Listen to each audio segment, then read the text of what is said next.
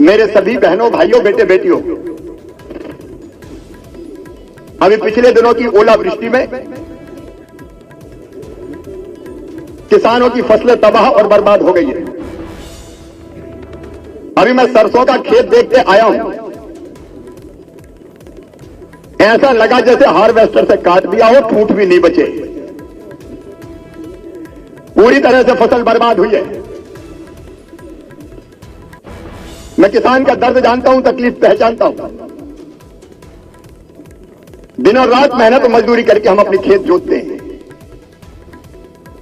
खाद डालते हैं, बीज डालते हैं, पानी से नहीं पसीना से सींचते हैं, पसीना से अपने खेतों को।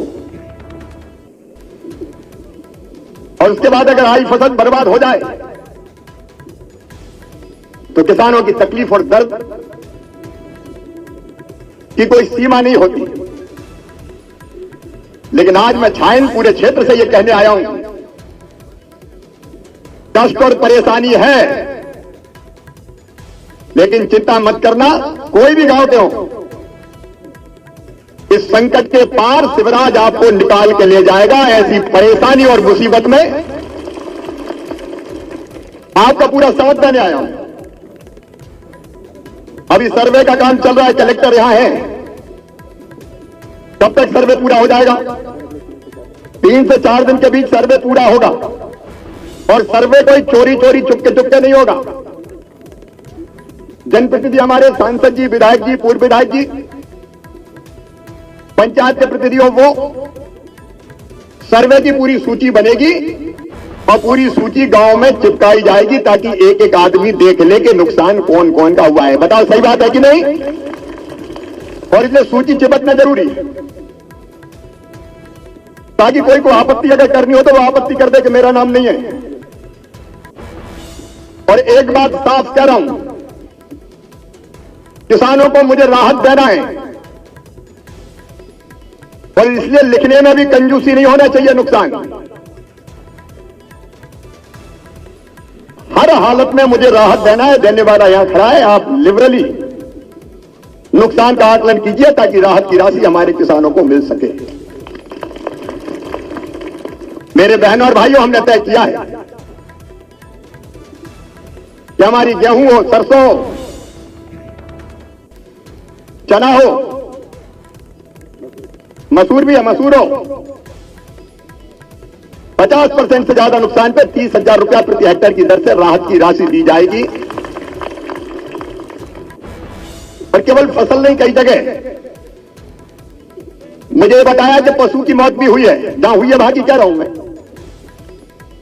तो अगर गाय की, भैंस की मौत हुई हो तो 30,000 रुपया उसके देंगे, बैल भैंसा 25,000 उसके देंगे, बछड़ा बछिया 16,000 उसके देंगे, भेड़ बकरी 3,000 उसके देंगे, मुर्गा मुर्गी 60 रुपया उसके भी देंगे अगर मौत हुई है तो। क्योंकि गरीब के लिए तो छोटी चीज भी चली जाए तो उसका नुकसान तो हो ही जाता है। और उसके साथ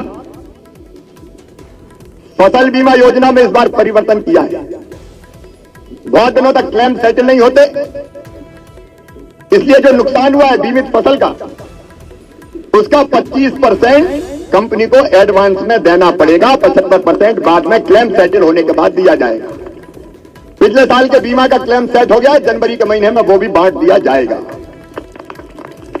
तो ये फसल बीमा योजना और राहत की राशि दोनों मिला के लगभग नुकसान की भरपाई करेंगे।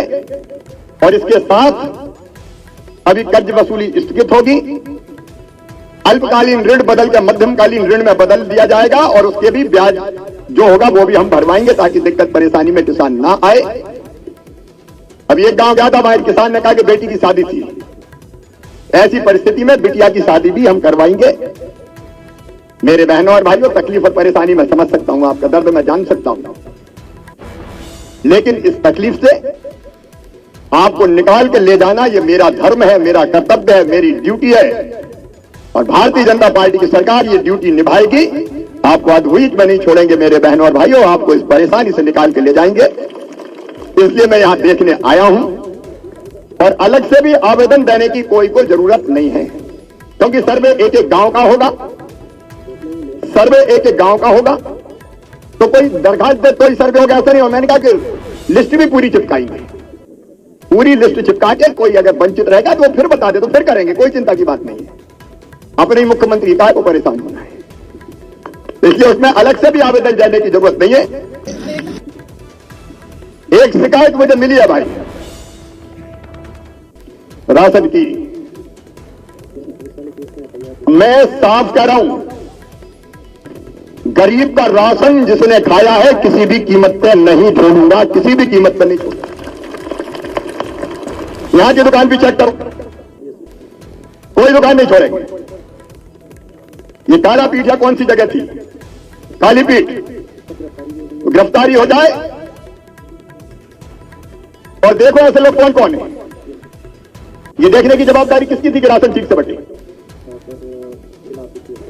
तो जिला आपूर्ति अधिकारी जो भी प्रभारी है उसको मैं तत्काल सस्पेंड करता हूं। ऐसे लोग नहीं चलेंगे, ये थोड़ी चलेगा क्या, कौन देखेगा। फूड इंस्पेक्टर कौन है, जो भी है फूड इंस्पेक्टर वो भी सस्पेंड है। ये तमाशा थोड़ी चलेगा कि कोई भी खा जाए। ये इलाका मेरा गरीब इलाका है और इस पूरे इलाके में मेरे बहनों और भाइयों, एक व्यक्ति को 5 किलो महीना मोदी जी भिजवा रहे हैं निःशुल्क, 5 किलो राज्य सरकार दे रही है और पता चला कि 10 किलो के बजाय एक का देकर छुट्टी पाओ। एक एक को नहीं छोड़ूंगा, सबको जेल भिजवाऊंगा, कोई बच नहीं सकता। कलेक्टर को पर्यवेक्षण ठीक से करना पड़ेगा। ये कमिश्नर भी कहा वो भी आ जाए, ये मैं नहीं छोड़ूंगा। आप ये देखिए, जिले की दुकानें चेक करो, सब यहां की भी चेक करवाओ पूरी, और जो भी गड़बड़ कर रहा है बिल्कुल नहीं छोड़ना है। जितने भी हो एफआईआर करो, जेल भेजो। और एफआईआर का मतलब जेल जाना होना चाहिए, बचना नहीं होना चाहिए कोई। ये थोड़ी चलेगा कि कोई भी खाती के बराबर कर दे।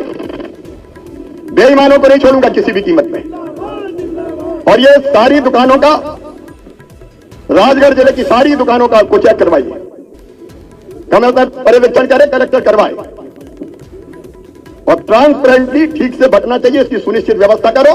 और जनता से भी मेरा कहना है, आप भी ध्यान दें, अपने कार्यकर्ता खड़े होकर क्यों नहीं बंटवाते, बंटवाएं। यही तो सेवा का काम है, और क्या है सेवा का। तो कोशिश करना चाहिए कि ठीक से बटे सबको। दीनदयाल अंत्योदय समिति बनी कि नहीं बनी, तो उनको जिम्मेदारी देकर वो देखे। और 7 तारीख को हर महीने अफसरों की देखरेख में राशन बंटना चाहिए, उसकी ड्यूटी लगना चाहिए, ताकि जनता को कोई परेशानी ना हो। और ये मैंने राहत और मुआवजे का बता दिया, आप चिंता मत करना, उसको भी मैं पूरी तरह से आपको राहत दिलवाऊंगा, कोई कसर नहीं छोड़ूंगा। इसका फिर से सर्वे करवा लेंगे, सांसद जी ने मुझे बताया, आप भी बता रहे हो। ठीक है, मैं ले लूंगा। धन्यवाद।